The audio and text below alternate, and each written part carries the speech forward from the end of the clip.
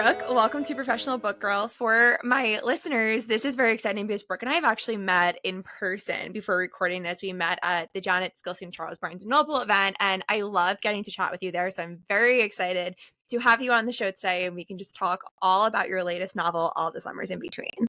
Oh, thank you so much. I'm so excited to be here. And you looked fabulous that night, and the interview was great. I really Thank enjoyed you. it. Thank you so much.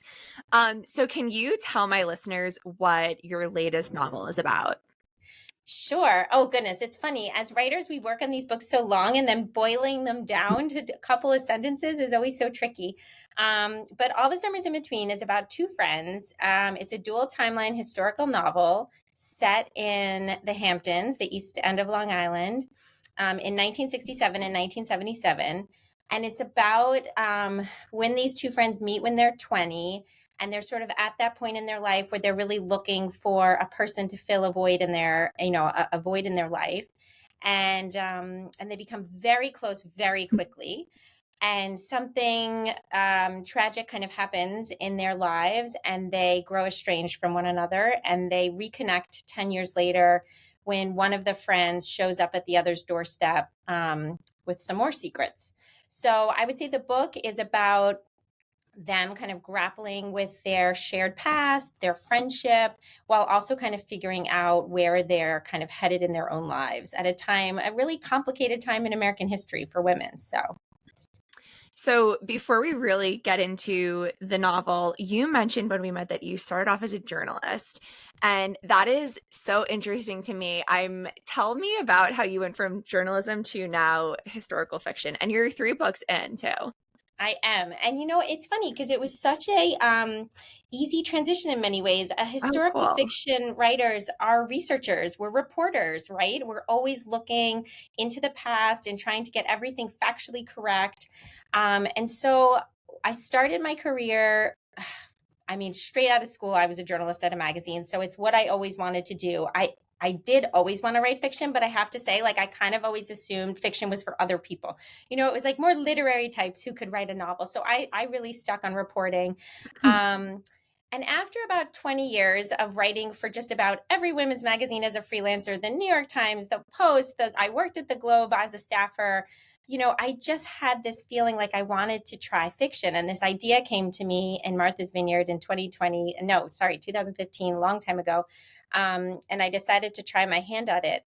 But the reason why I went into historical fiction is because I remember reading Beatrice Williams' 100 Summers. Do you know that book?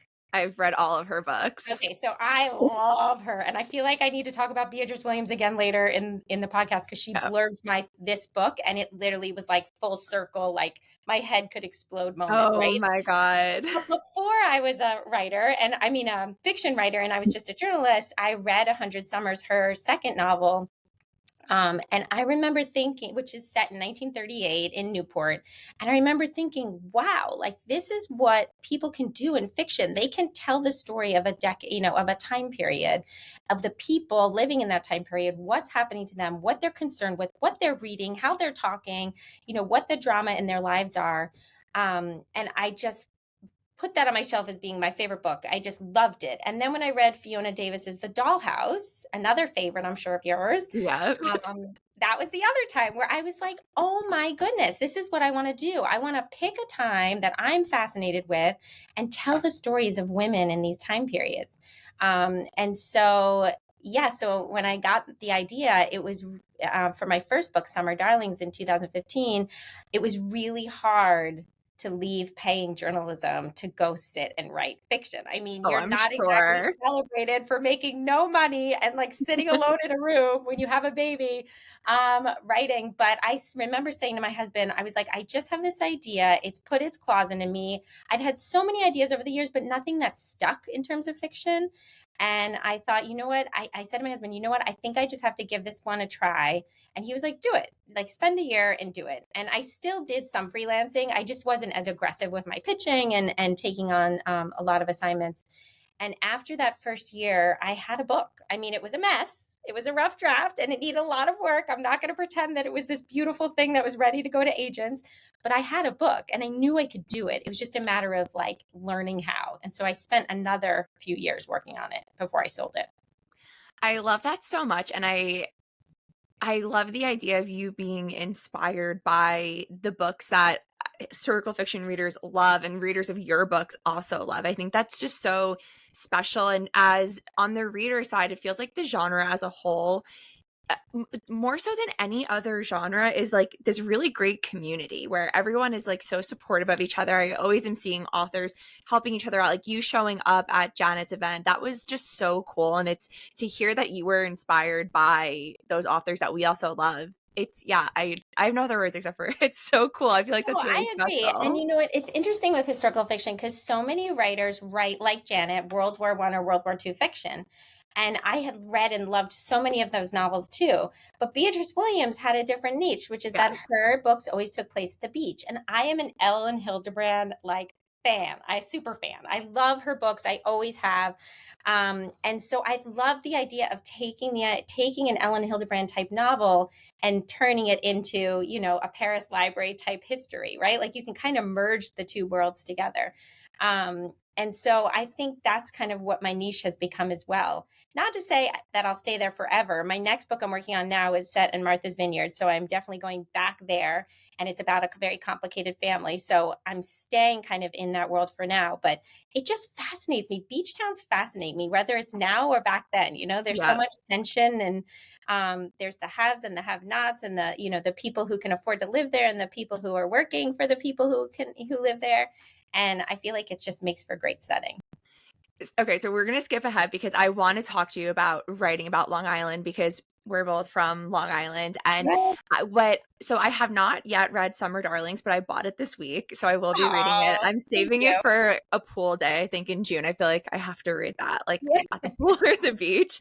But I read On Gin Lane last summer at a beach near where it was taking place. And it was just so serendipitous. And I was obsessed with it because of the story, the writing. I love that it was a different timeline than what I was reading, but I love reading about the Hamptons because as a Long Islander, we have such a different perspective of the Hamptons. Like it's beautiful and everyone flocks there for a reason, but my friends would be like, "Let's do a vacation there." And I'm like, "No." Like I'm not spending the money when my mom lives a half hour down Sunrise Highway and we can sleep there for free. So, and it's such this juxtaposition though, and you pulled it off so well in this book of there are the uber wealthy who flock there just for the season, but then there are the people who live there all year round. And like I didn't grow up in the Hamptons, but I grew up close by, and it wasn't weird to go to dinner in the Hamptons like in the fall. So, what is writing that like in the historical like aspect of it? And did you put any of your own experience as a Long Island girl, Hamptons goer into it? Oh my gosh, I love that question. You're like the only one who will ask me this, so I love it. So much of my Long Island experience is in this book and on Gin Lane. So I think for me, I grew up really far out east, almost to the Hamptons, but not quite. But I had a lot of family that lived out in Montauk. Okay. I worked as a nanny in college for a family in Bridgehampton. Oh God. So that was really great and gave me a lot of insight into what it's like to be a summer person out there. But I think for me, like, you know, so Montauk, for listeners who don't know Long Island, the Hamptons are actually many towns that line the ocean on the South Fork of Long Island, and at the very tip is kind of like a cool surfing town called Montauk, which has changed quite a bit over the years. But when I was growing up, was a cool surfing town. Even when I was growing up, and in just since I've been out of college, now it's where everyone goes for the weekend. And for people listening, to get to Montauk from New York City, it is far. Like it takes a long time. So on like shows like Summer House, I always say like they're spending their whole weekend in transit almost just for Oh yeah. one night out there. Like it's really crazy to me that people are going all the way to Montauk now. Totally, totally. And it's like a 4-hour journey, right? Yeah. Through the traffic.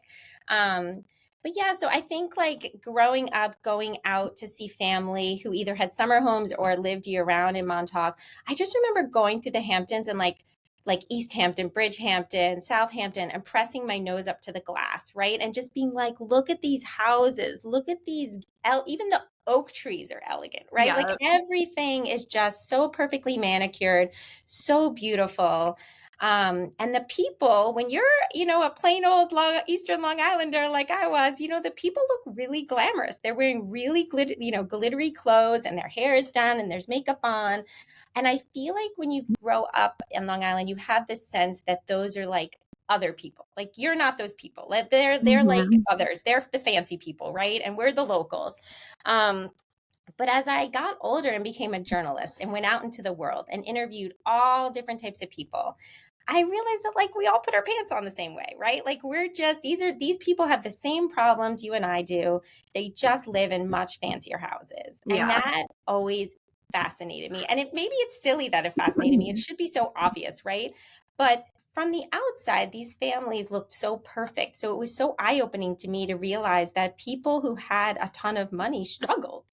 And I feel like in my early 20s, I sort of went through this period kind of discovering that. And so I think that's why so much of that experience ends up in my books, because I think that when you're in your 20s and you're kind of figuring out the world around you, you realize that people aren't all that different, right? So, but yeah, I mean, I interviewed so many people out in the Hamptons, whether it be the former editor in chief of Dan's papers, Dan Ratner, or library historians, people who summered out there in the 50s, 60s, and 70s, just to find out what it was really like out there. Because That's so I grew up. cool. It's so crazy because I grew up on all these stories from my aunts and uncles and my parents of just how artsy it used to be and creative, and how, like, people would all, whether you were rich or poor, you would all hang out at bonfires in Montauk together and surf. And but was that true? Was it as good as it sounded? And what I discovered is that it was very different in the 50s and in the early 60s. The 70s is when it kind of starts to change. But in when you drive out through these really beautiful beach towns out on Eastern Long Island, it used to be all potato fields, which is so hard for us to believe, because now there's just giant houses plopped down, parachuted down in all these fields. You had farmers at Candy Kitchen, which is just an iconic diner Love. in Bridgehampton, right? Like, standing out there talking about the Agway in Bridgehampton too, which now, to be honest, Agway is still there, but there's like a fancy boutique next door, and Bobby Vans is across the street. It's just, there's Hmm. so many. So that tension just really interests me, of like the local people, the fishermen's kids, meeting up with the kids who are sailing, and who are coming out with fancy wardrobes. And so that is where my two main characters were kind of born. Margot came from the city. Her parents are in media. She has this big house. And Thea is the kind of local hardscrabble girl whose dad is a plumber. She lost her mom. She's taking care of her little sister. And they meet and they kind of have a spark. There's something about the two of them that just kind of ignites between them. And but for me, the beginning was thinking about that tension of the have and, the one who has it all and the one who doesn't. It's it's so everything you said makes so much sense thinking about, because I've read the book. Like, they meet at such a young age when I feel like they have their identities, but they're able to form that friendship, I think, because of when they met, really, and like the time in their lives. And it was fascinating to me. Like, this book really is a book about friendship, and we have those friendships when we're young and things happen and you go separate ways, but a crazy event brings them back together in this book. I feel like you pulled it off so well, showing their very different lives and how, like, Thea would be jealous of her, but she also was seeing like Margot's life was not great. Right. Like, they both had their struggles, and They both had you their pulled it off so complications. well. Yeah. Yeah. No, I know. I did a lot of thinking about friendship when I was working on this book. I knew after writing Ungen Lane that I wanted to write about friendship, in part because of my character Everly and her friendship with Whitney in that book. And I felt like, even my editor had said, I just feel like there's so much more between them that we could get into, but we don't have room. And I thought to myself, and I know that, like, I want to do a book about friends. And I think my friends in my teens and 20s, they were so different, the friendships, than what I look for in friends Yeah. now. Um, I think back then I was so, I would look to friends for different things. I would look for them for self-confidence, to kind of build me up and make me kind of almost give me an identity in a sense, right? It was like, I am this person because I am this person's friend and we do this together. I think as you're figuring yourself out, you lean on other people in that way. And you need people. So we all, I don't want this to come out wrong, because we all need friends throughout our lives, but you need people in a more intense way, I think, when you're that Yeah. age. Especially once you get married, I think things really change too. But I think even if you're not married, I think your friendships just evolve, because your life is filled with a career, and you're going off in a million directions. Maybe you're traveling with friends, maybe you're keeping in touch with college friends, but those early friendships really stick with you. And I remember looking at my mom, who has these three best friends who are very different, but all summered with her out in Montauk near Ditch Plains, and they came of age together, and they really, I think, if they met right now, they would have nothing in common. But Yeah. because they shared that critical, developmental moment in their lives together, they're still so close. And I love that idea. So I love the idea of these two friends who just really kind of were lonesome, and they were having problems in their families, and they just kind of needed each other at that given moment. 5 years later, they might have ignored each other on the street, right? But at this moment, they really need each other. And I've had friends like that. I don't know if you've had friends like that, but Yeah, totally. yeah. It reminded me of, there's like this TikTok sound, we were girls together. And that's what I was thinking about when I was reading this, because so there's two timelines and we get to see them as they become friends. And then for listeners, I feel like we're kind of talking around that there's this mystery, but Margot just reappears in Thea's life. It's like 10 years later, like a significant amount of time later. Thea is now married, has a child. Her life has changed in so many ways. And she's mad at her, but she still helps her out and like kind of welcomes her back in, even while still being angry with her. And I really love that it wasn't even a question of, oh yes, I'm going to help you, but I like that she was like, this is not okay, and I'm angry at you. Yeah, because I think she's so hurt. Thea's so hurt by what happened 10 years before. And she really misses her over the years. And she admits to that. She's kind of embarrassed that she thinks about her still before Margot comes back into her life. But she does. And I think it's because they broke up, right? Like, as Yes. friends, you sometimes break up, and the heartbreak stays with you, and you don't really know what happened. Or even if you do know what happened, it just bothers you. I mean, I had a friend, I had two really close friends in high school, best friends, and we planned a cross country trip. And we were so excited. And the one friend had a boyfriend who was like out west somewhere, and we left on the trip, and we're all excited, and we're driving all around and making all these stops the first few days. And um it becomes clear after a few days that really the one friend is only in it to get out west to see her boyfriend. And Oh, it was so, at the time, it was like we were so angry, because here my other friend and I are like so excited that we're on this trip together, and it's a trip of a lifetime after freshman year of college to rebond us after being apart for the year. And then it was just like it just didn't work out. And so we ended up all driving home depressingly back to Long oh Island. my God. Because at one point we were going to put this friend on an airplane to go home, but then I just felt so bad. I felt like I couldn't do that, which is weird, because now we get on airplanes to go 30 minutes, like we get on airplanes for Yeah. 45 minutes. It's no big deal. But for some reason in 1990, what year was it? Like 1995, I was like, I'll never be friends with her again if I put her on an airplane. But then we drove back, and then we just kind of grew apart. We really broke up because we were just so angry. And I feel like that type of breakup happens in our lives. And, sometimes they're necessary. Like, sometimes these things happen for a reason, right? Like, people aren't good for us for some reason, or they're not making us feel good. And I think in Thea and Margot's case, she kind of realizes some things about Margot, some weaknesses she sees in the friendship, but she still thinks they're going to be friends. And then Margot just kind of cuts it off abruptly.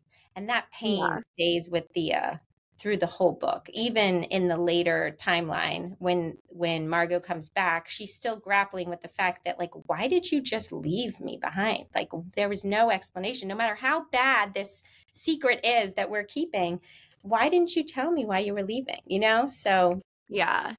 I had a very intense friendship breakup like exactly a year ago, and ugh, I feel like we don't talk about them enough because I was like, I'm going through an actual breakup, and I felt like people, not everyone understood that, and I was like, no, like I'm going to text this person and I can't, and then I'm like constantly reliving it, and it was just like I weirdly like reading about that because it makes it so this is like a real thing that we go through with our friendships.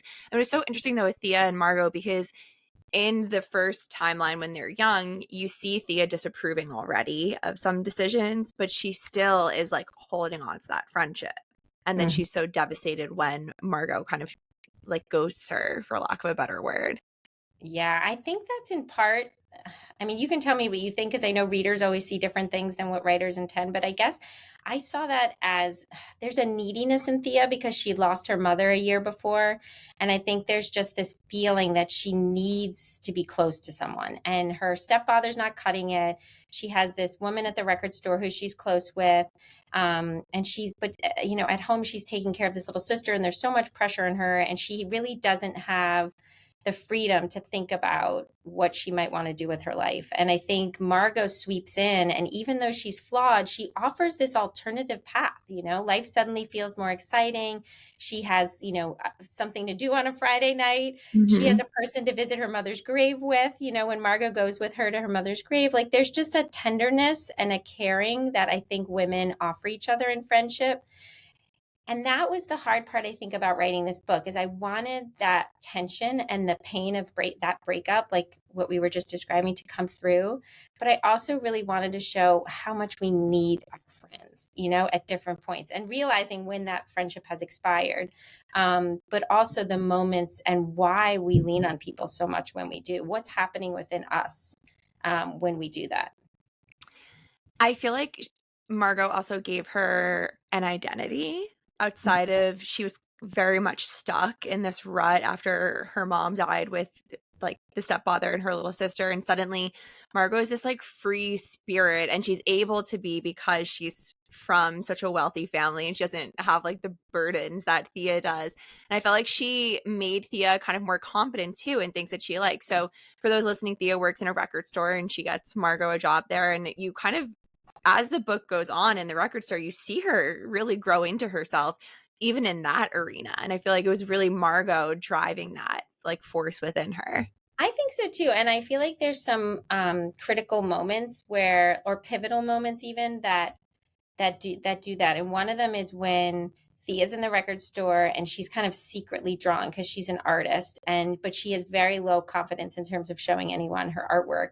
And Margot kind of leans over the counter and gets a glimpse of it, and then Thea tries to put it away in her bag, and Margot kind of insists on seeing it. And she's like, these are actually really good, and no one has ever quite said that to Thea. Mm-hmm. And I think what was interesting for me is even 10 years later in the 1978 timeline, Margot still does that. She still kind of sees something in Thea that no one else around her is seeing or valuing, and allows Thea to recognize that. And one of those things is her artistry, is that she's let go of that since they knew each other as a mom, and with this, with a young child, and trying so hard to support her husband's career and be a good wife in the 1970s, right? She's trying to fill that role.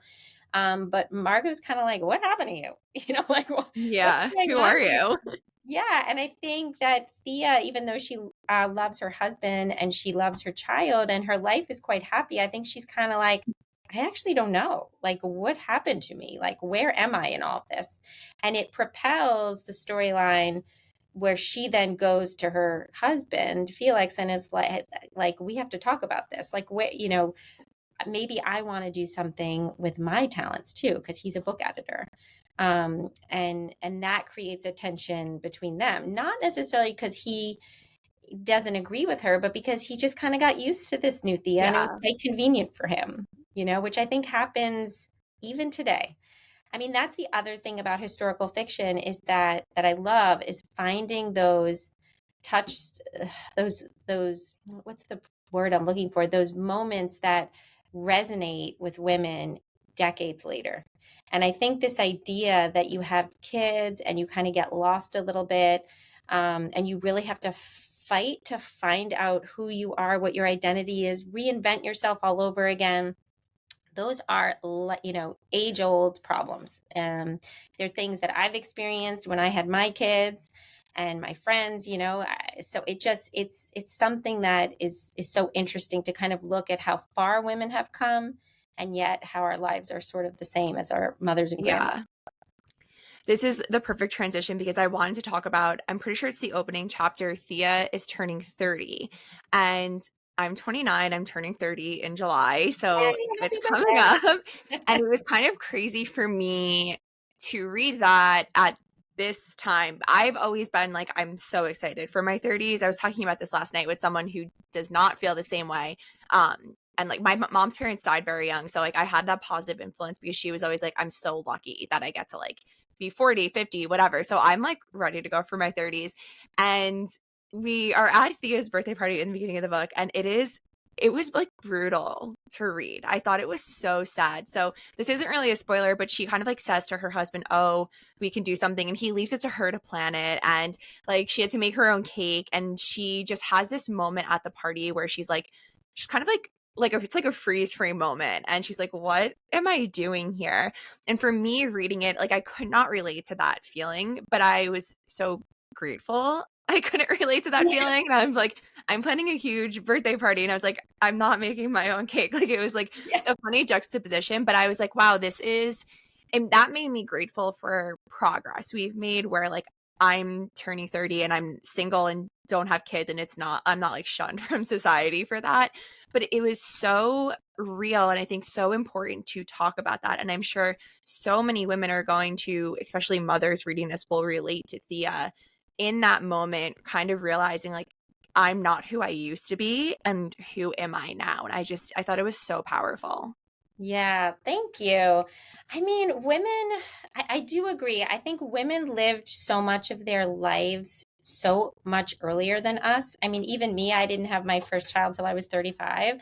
Um, and I think it's actually really interesting to kind of go through women in the 50s, 60s, even the 40s, because, in the 40s, you had women all go into the workplace when men went off to war, and they kind of got used to having careers. And then in the 50s, they're like forced to go back into domestic life. They're super depressed, but they're like rubbing their husband's feet and putting the fire on. I mean, when I was doing some research and found like a Cosmo article that said how to keep your husband happy when he gets home, and it literally said rub his feet, get him a cocktail, and get the fireplace going and ask him what he needed. I mean, it was just like, you're just like, wait, this seems like a joke, because now we see the magnets, right? And we see the Yeah. little like Instagram funny me whatever, and it just seems like a joke, but that was actually these women's lives. And then the 60s, the early part of the 60s is very similar, but the latter part of the 60s, when this book takes place, things are looking pretty hopeful for women. Women are feeling on top of the world. The National Organization for Women has been founded. There's a huge march at the end of the 60s through New York City for women's equality in the workplace. Margot and Thea are living in a world where they can believe, or they do believe, that things will be very different for them. Their lives won't look like their mother's lives did. And I think when they get to the 70s, which feels like a great big hangover in many ways, especially by the late 70s, and they realize that, wait a second, I am still at home with the kids. I am still doing the lion's share of the housework and taking care of, cooking dinner every night and all of these things. I think everyone just kind of looked around and thought, so what has changed, Yeah. My mom had me when she was, what, 20, I think 23, 24, which I just think is crazy, right? I Yeah. mean, when I was 23 or 24, I was like not having a kid. I mean, I was doing a lot of fun things, but it was not having a kid. And so I agree. I think that women, and to look at Thea and Margot's lives, you really do see how much has changed. The essence of their pain is still there, right? Like what you're describing, this restless feeling, this feeling that she's she's 30 and what has she done with her life? I think people still feel that. I know you don't feel that because you do a million and one things, but I think there are women who turn 30 and start to freak out that they're not married or they don't, there's different pressures. Yeah. Um, so I think we have come a long way, but at the same time, when you look at statistics, like for example, I just have to share this one. Recently, I was doing some research that about moms in the workplace and in with their kids, and it was saying that no matter if moms and dads give a school the dad's phone number, in like 80% of instances, they call the mom.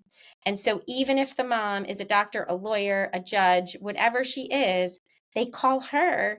And this was like from the National Education Association or Nursing Association. I can't remember where I found the statistic, but I was just blown away because it's like, wow, see, like it has changed. Dads want to be more involved and Yeah. wanted more equitable relationships. It's there, but like we still aren't quite there. So those types of things always are really interesting. Yeah, I totally believe that. Like it's crazy also like reading historical fiction where you do look back and you're like, okay, I can have a credit card. Like things Yeah. have changed in a tangible way like that, but also like I see myself in so many characters throughout all these historical novels I read. And it's like there's that like through line of truth and just being a Yeah. woman that will just probably always be there.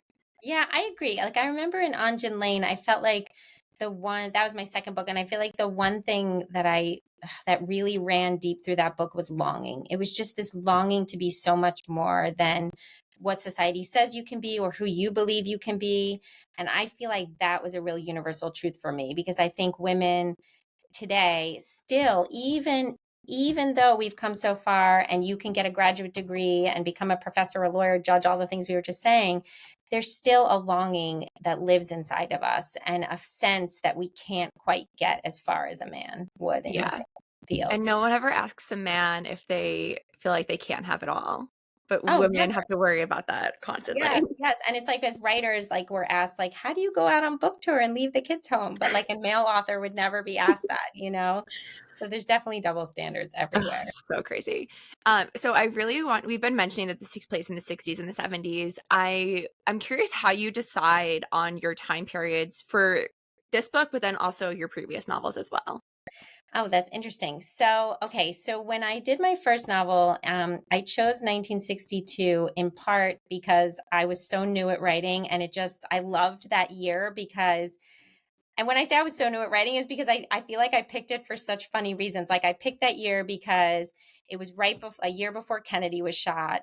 And it was like a couple years before Betty Friedan's, or a couple years after. I'm losing track of my statistics, but it was like right around when Betty Friedan's The Feminine Mystique came out. So I just wanted certain touchstones to Hmm. be in that book.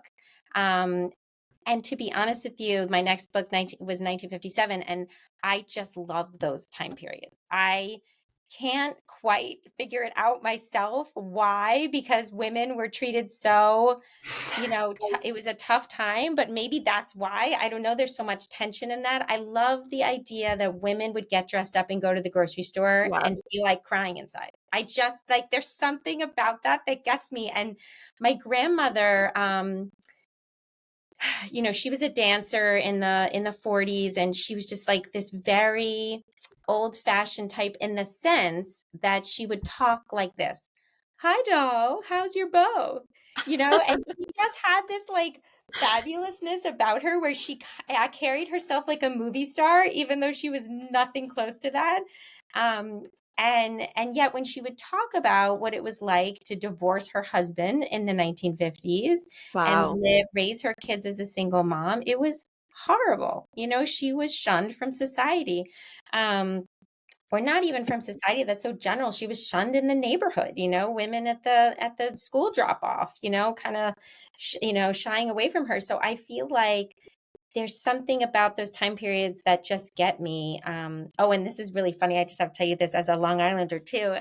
When I went to my senior prom, I completely wore an Audrey Hepburn Breakfast at Tiffany's, like black Oh, dress with the gloves. It's like in my DNA to love this time period. And so when I was thinking about all the summers in between, I got the idea when I was on vacation in Maine, oddly. I get all of my ideas for my books in summer, and Oh, I that love really that. shouldn't surprise me because I love summer so much. I'm such a beach girl. But when I'm in these beach towns and the sun is sparkling off the water and like you're biking and you're at your most restful place, there's not as much distractions. I'm not on my phone as much. I find my creativity kind of, unfurls. But so we were in Maine, and we stopped at this inn for the night, and that was on the water, and it was this cute little thing where you could take a boat to go to dinner in the town. It was a quick boat Oh, ride to go to the town. And we were in the boat, me and my husband and the kids, and we passed by this house, and it was this really adorable gingerbread trimmed, like, I want to say it's yellow, but then I feel like someone's going to be like, there's no yellow Victorian in that place. But to me, I remember it being yellow. And I saw a young mom out on the lawn, and she was kind of hanging laundry on the line, and a little girl was like doing cartwheels in front of her.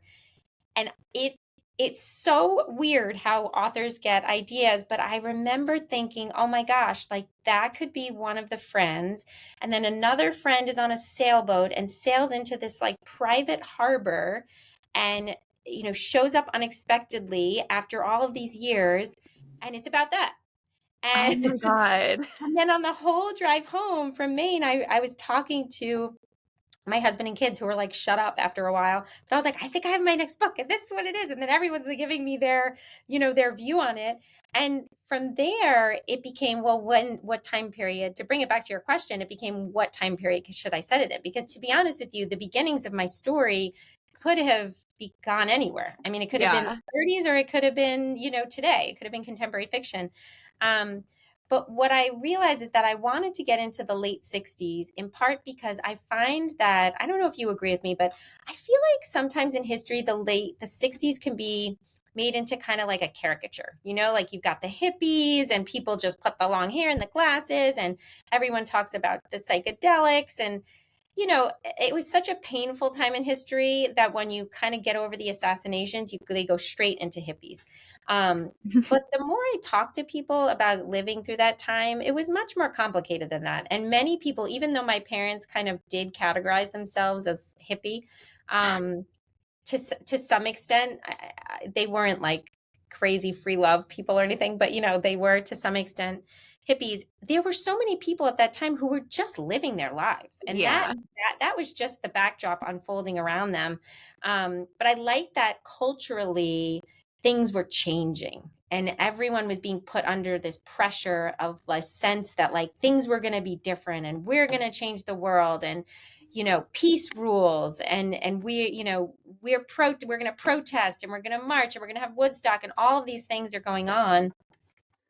And I love the idea of putting that pressure on two friends. So having these two women experiencing this time, but they're not fully in the caricature or the cartoonish version of the 60s. They're really just spending the summer out in this beautiful place while still watching it all unfold around them. And I thought it was fun to even have moments where people are in the record store, or no, I think it's people are there's women at Margot's mother's party, and they're kind of complaining about the dirtiness of San Francisco these days since the festival that was there. And like, because people were kind of disgusted by what was happening at that time. It wasn't all glory, like, we'd come to kind of learn, at least in my family, that was kind of how it was recounted to me. And this idea that Woodstock, this place where free love was perpetuated, that it was this horrible place for women, that women were sexually assaulted. I mean, all these studies, all these reports have come out since that has shown like who was free love even good for. So that really interested me. And then I love the idea of creeping into the 70s. And that's partly selfish because I'm a 1975 baby. And it was so fun to actually write about stuff I recognize, like Star Wars coming out in the movies, amazing, Wheaties for breakfast. Like I remember the commercials, so it was Oh. really fun getting into the 70s, and just how weird and wacky the 70s were. And I'm kind of a letdown to so many people. Yeah. Oh my God. So many questions just pop up from everything you just said. I really love that idea though, like with the 60s of writing about what real life was like, because I feel like every historical fiction novel I've read about the 60s, it's about like the summer of 69, which I will always read a book about that because it was there, like I'll just always pick it up. But I always think about what were my grandparents doing? Like both my parents were born in 68 and I'm like they were not they were not doing this. Like that's when my grandparents like moved to Long Island. Like it was just Yeah, like so they were home with a new baby, like watching yeah. the news and seeing this unfold and probably looking at each other like, why did I decide to bring a kid into the world right now? Right? Like, Yeah. but they So were I just love cooking that. dinner and like barbecuing and meeting neighbors. And yeah, I Yeah. agree. Yeah, I think that's really special too. I and it also gives you a better understanding of history because history it is these big events, but it's also how people are going about their daily lives. It's Yes. happening constantly. Yes. And like how they were talking, what they were reading, you know, Yeah. what was on their minds. I love, so in this book, we didn't talk about this yet, but in this book, music is such a big This part. is what I was going to bring up next. Oh, perfect. Yeah, it's such a big part of the story. And I think music is a real soundtrack to our lives. And it does inspire us and it teaches us and, you know, challenges us. And, you know, I kind of bring the reader through that tumultuous time really by looking at some of the music. You know, one example of that is Grace Slick, who, why am I forgetting what band she's from? It's her song was White Rabbit. Oh, I'm blanking, but anyway, very famous. Um, but she was somebody who would go on stage and just be like, "We're the people your parents are afraid of," you know? And so the idea Hmm. that Thea and Margot are listening to that and they're like, yeah, it's like their version of what Nirvana was for me, you know? So it's Yeah. fun to kind of show that. I loved all of the references throughout the book. I love music and I love classic rock, which it wasn't classic rock when this book was set, but like that's my summer soundtrack. Like when like the Beatles or the Stones come on, I'm like, okay, like it is summer now. Like it's all I listen to on my way to the beach every weekend. And I loved how Thea was such a huge Beatles fan. And I also was laughing like a dad came into the record store and they're like the way they're talking about Mick Jagger and they're like I would never want my daughter to listen to him and I obviously knew that happened but it's so funny to look back on now where like music and culture has gone and it's like really like Mick Jagger was the absolute no for you people I like they would know, I die know. if they saw anything that happened today. It's so true. And even just like how some people had already started souring on the Beatles at that point, I think is really interesting. Yeah. You know, like Thea really sticks up for them at times because she's like, no, they're still amazing. You know, it's funny about the Beatles because when I was toying with when I was first kind of thinking about this book, I was trying so hard to involve the Beatles somehow. I was going through this phase where I was obsessed and they at some point they both to talk about how they were at Shea Stadium for Yes. the Beatles concert, and there was an iteration early on when I was playing around in my in my creative thinking where I was like, I want them at that Beatles concert because I wanted to be able to recount just how crazy it was. And I swear, in one of my books, I will end up at a Beatles concert, but I couldn't pull it off in this one. And this one, it just came out through dialogue. I loved it too because I was a huge One Direction girl. Like that will always be like my like I looking back on that time in my life, it was like it was so perfect and like pure, just the way I was so obsessed with them. And everyone always compared it obviously to Beatlemania. So I loved like reading Thea because I'm like, oh, I get it. Like the way she was like, Paul would never do drugs. He's so innocent. I loved it. Yeah, and I think sometimes we do that, right? We look to our favorite musicians to kind of help us make our own decisions. And I Yeah. think even in the latter points of the book, there's moments where she's kind of considering, you know, something that she heard in a Beatles song. I can't remember the exact moment, but I know it comes up again and again. Because, oh, and she names her daughter Penny right Yes. after Penny Lane, which is in part because she and her husband meet and they kind of bond over records and music, which makes sense in their lives. So that was actually just like a fun thing. And then Felix, one of my favorite things about him, he's Thea's husband, is that he always wears this Ratty Ramones t-shirt. And it's so like soft to the touch and it's just like how she identifies him, and for some reason that just really, I love that detail, even though I made it up because I feel as though, you know, we hang on to things like that are just make us feel really Yeah. like who we are, and music and a band can really do that and bring you back to that point in your life. And in the later years when Shelley, who's the record store owner, picks them up and they're kind of in this VW bug and they're playing music. I mean, it's just like they suddenly feel 10 years younger. And that's what music can do for Yeah. us. It can kind of bring us back in time to a point when we, felt really differently about life, or, when we looked in the mirror, we looked quite different. But it also is comforting in many ways, music, because it's Yeah. like a warm blanket you put on a cold day. Yeah, I love that. To me, it's like music and books are the vehicles that do that for me, like escapism, comfort. And I love when like that music theme is woven through with a story that I love. And you pulled it off so well. Like every song mentioned her band, I was like, when they're like, oh, I saw this new artist, Joan Jett. I was like laughing because obviously, like reading a historical novel, we know what became of these people. And I just like, I loved it. It was like little fun Easter eggs sprinkled throughout. Oh, thank you. That's so fun. Okay, I have to share with you. So when I gave this book to my mom to read, she's like the 1960s police, like and 70s police. Like because she lived through the time, she just like remembers things that she can correct so much faster than me being like Googling or calling and interviewing people. And I was so nervous to give her this one because I think this book more than my other books was like her wheelhouse. Like this music, was I going to get the name of a song wrong? And luckily, like there was nothing. But I Oh, remember when she was wow. reading it, well, I was like crazy researcher, right? Like Google this, Google that. And even then, like she didn't pick up on things, but the copy editor always finds things. I'm always like so grateful to copy editors who are like, actually, that album came out 6 months after you said. I'm like, thank you. Because there's a reader somewhere that's going to know this and going to Yeah. like, call me on it. But no, my mom was actually like she was like, okay, you actually got it right. And I was like, are you sure? Like, is there something culturally that you feel is completely off? And she was like, no. So I was very grateful because she really, this is and even my husband was like, your mom's going to be harsh on this one. But my mom actually is the one who told me about Andy Warhol being out there. So Yes, I that forgot he makes an Yes, appearance. he makes an appearance. And all of my novels I've had, these iconic historical figures pop up in them. Um, in Anjin Lane, it's Marilyn Monroe. Which I like. We didn't really get into the 50s, but I growing up, that was my decade I was fascinated with because of the glamour and everything. And I feel like it is such a shame that there are not really many historical fiction novels about that time period. Because like when Marilyn Monroe popped up in Anjin Lane, I was like, yeah, obviously. And I was like, and I'm so excited to be reading about her. Like Yes. we need more. This is my like call to anyone listening. We need more 50s historical fiction.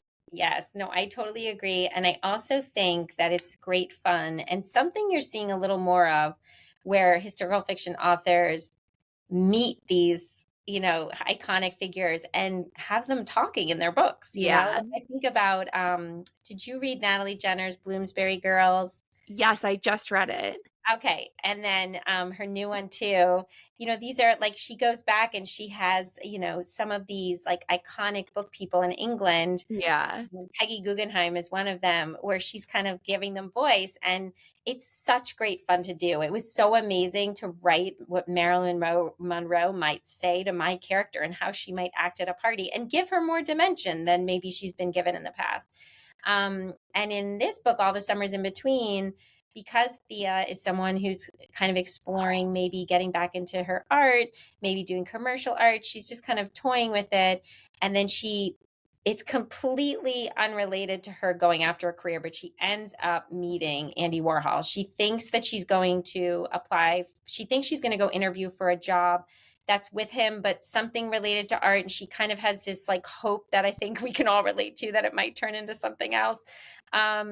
And when she gets there, she realizes that they're actually looking for a glorified housekeeper. Like they're looking for someone to just like clean up after his parties and shop for caviar and whatever he needs. But having this like one short chapter where she faces him and gets to talk to him, and I got to imagine him in his estate in Montauk, which was a real place up on the cliffs of Montauk overlooking the ocean. It was so like I got chills. I'm not going to lie, because I just love meeting these people on the page. It sounds so cheesy, but when you meet them on the page, you feel like you're connected to them somehow. And actually, now that I'm thinking about it, my next book is about, remember I said it was about this complicated family, and it's this Gloria Steinem type mom and a Oh, Washington wow. senator dad. And but they are the icons. So it's funny because there's no one in that book that's like a Marilyn or a Andy Warhol. It's they are the icons Oh themselves. my So God. it's a little different, but yeah. I'm already obsessed with that. So okay, I guess we could, well, you're mentioning that because I was gonna ask what's next for you? So you've been teasing it a bit throughout. Did you mention when that takes place? Or That can takes you? place, so it's another dual timeline novel. I don't know why I keep doing these dual timelines because they're killers. But that one takes place in 1965 and 1978. Oh, okay. So it's the earlier storyline is from the mother's point of view, and the latter is from the youngest daughter. And let me tell you, writing dual timeline and then giving each timeline a different character's point of view. I mean, I'm trying to I'm killing myself here. But I think as a writer, you always want to challenge yourself and do something new. And that's kind of what naturally started to unfold. I really wanted to try it. I find dual timeline historical fiction immensely pleasurable to read, very different than what Janet was saying. I love Yeah. reading it, but it is so hard to write. It's like writing two books, and it's so hard to develop each timeline fully, but still have room to splice them together. So I'm still kind of learning how to do it, I think, but it's hard. It's hard. I can't even imagine. Like I always ask, how do authors do it? Are you writing it kind of chapter by chapter or getting a full timeline out and then piecemealing it together? So so what I find is when I'm writing is that if I usually write 2 or 3 chapters, and naturally you sort of get this feeling that it's time to go to the other timeline. Oh, okay. So I'll do that, and I'll kind of go back and forth in this very fluid way. I am a complete pantser. I am not a plotter. I am a very inefficient writer. I write so much that gets cut. But that's the journalist in me. I'm sort of used to writing really messy drafts really fast and not worrying about it, that it's bad. You just kind of know that you're going to go in and fix it up all later. And then what I do is once I have the general arc and I know what my story is, because honestly, my first draft, I'm always figuring out even what I'm trying to say, like what my story is. So once I kind of know that, then I take out all of the earlier timelines and put them in one document, and the later timelines and put them in one document, and I work on them as separate books and then splice them Oh. back together once I'm done. It's Oh the my only thing God. that works for me. I don't think that a lot of people do that. I don't know. You can tell me because you've interviewed more historical fiction writers maybe than I have, but Everyone has a different method, which I think obviously makes sense, but I always try to imagine I'm not a writer, so I'm like, how would I even go? I feel like because I'm such a planner, I would have to plot and then maybe just I feel like I would get so in one story that I would have to like write a timeline and then like go back and I don't even know what I would do. I know. No, it's Even just hard. thinking about it is stressful. No, it's so hard. And with this book, the book I'm working on now for next summer, the fourth book, which is untitled as of yet, my agent, sorry, came back to me in this most recent round, and she was like, I feel like you're really holding on to this like three chapter thing, and you have to let it go. She's like, in the middle, it needs to go one chapter, one chapter. And what I mean by that is like the mom's point of view, the daughter's point of view, the mom, like, don't be so rigid. And I was like, you're right. I am really holding on to that because I think it made me feel organized and feel like I had control in the story. Yeah. But once you get the story down, then you're just figuring out how to make the pages turn, right? And you don't want to slow things down because you're trying to create chunks. So that's what I'm doing now is I'm sort of reworking that dual timeline. That's interesting. And I feel like as the reader, I will forget sometimes if it's not, because a lot of them are like back and forth, one chapter. But I actually started a book today where there's 3 different perspectives. And all of a sudden I was like, oh, wait, I've been with this girl for a few chapters. But it took me a while to realize that because then it was like the next page was another one. So I feel like when you get so slipped into the story as the reader, you don't even realize like what's Yeah. going on anymore. Yeah. No, it's true. It's true. And I think with the All the Summers in Between, it's easier because no matter what, you're gonna be with Thea. It's Yeah. all told from her point of view. It's just a matter of jumping back and forth in time. But once you start changing characters, it gets really tricky. Yeah. So, what do you hope readers take away from all the summers in between? Oh goodness. I hope that they oh goodness, I should have thought about this one before. I think I just want women to understand that they don't have to be locked into who they are. They can have a dream at any age. They can have, you know, something they want to change about themselves, and they can do it. I think so often women look for permission to go after what we want. And I say we because I'm one of, I'm in the same boat. That's why write this stuff. But you don't, and I think younger generations, not to make me sound like a granny, but like people like you, Kayla, you guys have a better grasp of that. I think it's getting better. And I hope with my daughter, who's 9 years old, that I teach her that it's okay to wake up and feel vulnerable and weak sometimes. And it's okay to wake up and feel powerful and go after what you want. I think all of those things, there's room for all of those emotions and actions in our lives. So I think people often will ask authors, like, is there a theme that runs through all of your books? And you've read two of my books now, so you probably see my theme emerging. But it's just that, I want women to know, use your voice, get out there and don't be afraid to speak up for what you want and what you believe in. And I don't mean like out on a picket line. I mean to your husband and to your friends and to your boss, to your sister. We all Mhm. struggle with communication in these relationships in our lives. And sometimes we put ourselves second and third and we forget even what we want. But don't, let yourself go after the things you want and let yourself really be who you are. I love that. And I totally do see that from the two books of yours that I've read. And I cannot wait to read Summer Darlings now. Honestly, today would have been the perfect day to just Yes, like it was so hot. your listeners, it like randomly became 85 degrees today. And I went out in a long sleeve shirt and jeans and I was like, this is not okay. No, I like walked down to the village where I live and I was so hot coming home. I really regretted not bringing water. I was like, this is crazy. But you know what? It's the beginning of summer beach reading. So it's our Yes. favorite season, right? What are you most Yes. looking forward to reading this summer? Oh my God. Well, I feel like June, especially this year, there's like 10 books coming out that I I'm know. ready for. So, do you know what? I just actually commented on her post, I'm blanking on her last name, Yes. Susie. She wrote the book about the World's Fair. Oh, Susie Orman Schnall. Yes, yes. And Yes. her new book is kind of based off like Elizabeth Holmes' Theranos. Yes. And I saw her in conversation with Fiona Davis a year ago, and she mentioned that, and I was obsessed with that story and the show on Hulu. So I've been waiting for that Oh, book. it's good. I've read it. It's really Oh my God. really fun to read. It's a really good one. Okay, I can't wait. What about you? What are you reading this summer? Oh my gosh. So I have all my historical fiction ladies coming out with books and I can't wait. Like Beatrice Williams has a new Yeah. one. I'm actually really excited for Lisa Barr's book. Uh, what is it called? The Goddess of Warsaw. That'll be out in a week. I love Natalie Jenner, so I want to, I can't wait for every time we say goodbye.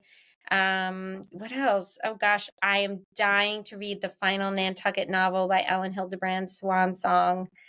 This idea that she's not going to write these novels I anymore. didn't know that. Oh, yes, this is a very big deal. She has announced that this is her last, not her last novel, but her last Nantucket summer novel. So, this idea that every summer she comes out with this Nantucket Yeah. book has been happening for, I mean, 2 decades. I don't know, for so long.